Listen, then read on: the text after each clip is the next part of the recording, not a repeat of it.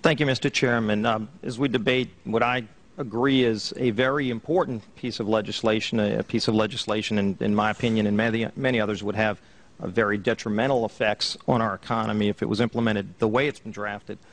We've been trying to get a quantifiable grasp on the cost of this bill, how much it would actually cost American families, how many jobs would be created and lost.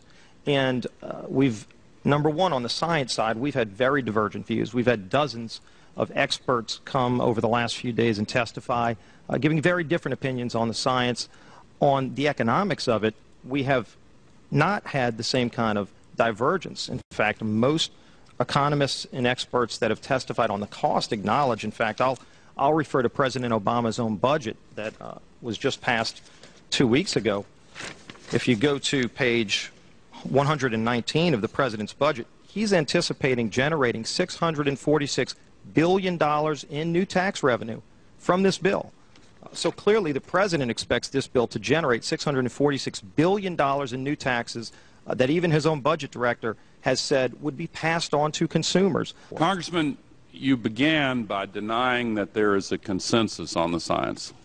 There is a consensus on the science. Well, you mustn't have been listening to our testimony that we've had for the last few days with dozens of experts that have come in who have given completely different views. Well, I would encourage you to go back and look at the testimony this committee's heard. There are people who still believe that the moon landing was staged on a movie lot in Arizona. And neither of us are one of those, and I know you like giving those cute anecdotes. This is not a cutesy issue. We're talking about something that can export millions of jobs out of our economy, out of our country, and testimony's been given just to those numbers. And so we're talking about a serious consequence that there would be on this country and the carbon leakage that would occur where the carbon would be emitted, but it would be emitted in China and India, and the jobs would go to China and India. And that's been testified before this committee in the last few days as well. So we testify about the actual cost. Do you want to talk about the cost? Man-made global warming pollution causes global warming. That's not a cutesy issue. It's not an open issue. It's your opinion. Obviously, you've stated it many times. Would you talk to the cost? Opinion of the global scientific community, and more importantly, and not in unanimity. There are others on the other side. More importantly, Congressman, that opinion is the opinion of the scientific studies conducted by the largest corporate carbon polluters 14 years ago, who have lied to you and who have lied to the American people for 14 years. And you talk about carbon, and I'm running out of time. We talk about carbon polluters. You talk about them. It's my understanding that back in 1997, when you were vice president, Enron's CEO, Ken Lay, was involved in discussions with you at the White House about helping develop this type of policy, this trading scheme. And is that accurate? Is it inaccurate? It's been reported. I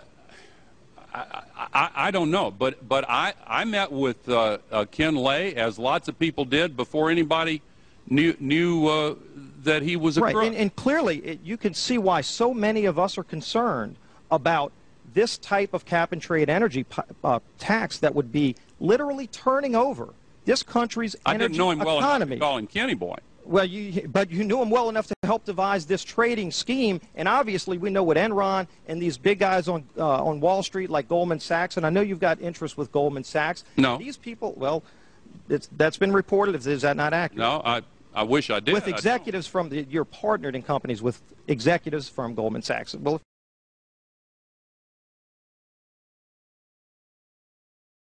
with executives from you're partnered in companies with executives from Goldman Sachs. Well, if you're not, either way, Enron clearly had an interest in doing this when they were around. We saw what they did.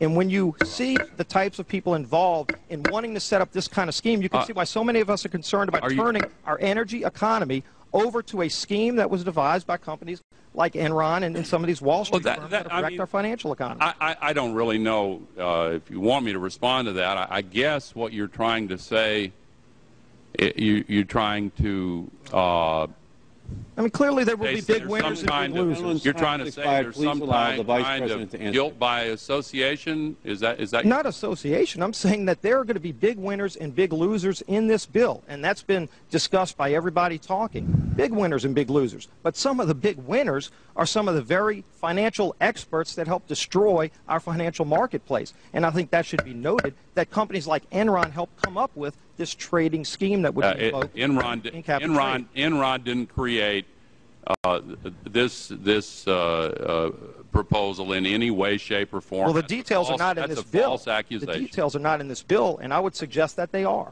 For the record, the proposal that we're considering has had the CEO of General Electric, of Alcoa, of Rio Tinto, of corporations across the country who have testified in conjunction with major environmental groups. That is the proposal that we are considering. But we always then come down to arguing about did global warming cause Katrina? Did global warming cause the death of a polar bear? And there are going to be arguments on both sides. Why not just leave that aside? Why not focus on the security? Why not focus on the economy? Why do we have to be in a position of picking winners and losers? We've just watched a financial meltdown in this country, the likes of which hasn't been seen in some time. Now, if people like credit default swaps, they're really going to like the carbon swaps that are going to occur and the carbon future swaps. We spent a full day in this committee last summer talking about the manipulation of the energy futures market in oil. We're going to create, I fear, another such system that people who have an inclination to react dishonestly to systems are going to actually have a new opportunity. Is that not a problem? Well, let me look at your analogy in a slightly different way. There were warnings that the credit default swaps and the subprime mortgages and the other activities that caused the financial crisis were going to bring us ruin if we didn't address them, and nothing was done about it. If I could finish my answer.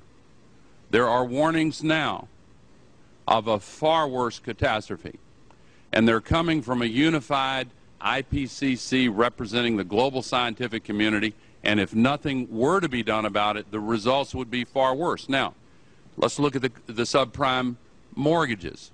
I remember the days when you made a down payment and proved you could make the monthly payments. And we were told the risk was washed away by securitizing them and lumping them together, and that assumption collapsed.